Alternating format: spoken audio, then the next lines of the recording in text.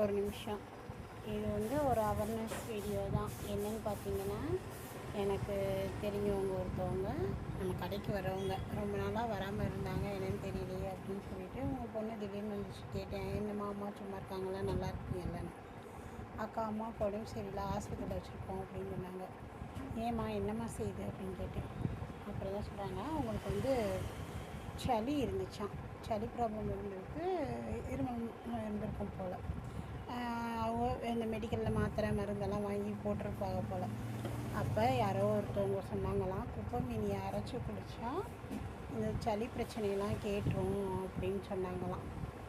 இந்த அக்காவும் லூஸு மாதிரி யார்ட்டையும் என்ன செய்யலாம், எவ்வளோ குடிக்கலாம் அப்படிங்கிறத எதுவுமே கன்சல்ட் பண்ணாமல் நம்மளுக்கு சளி குறைஞ்சா போதும் அப்படின்னு சொல்லிவிட்டு குப்பை மீனியை அரைச்சி 2 டம்ளர் 3 டம்ளராக வாட்டுக்கு உள்ளே இறக்கியிருக்காங்க.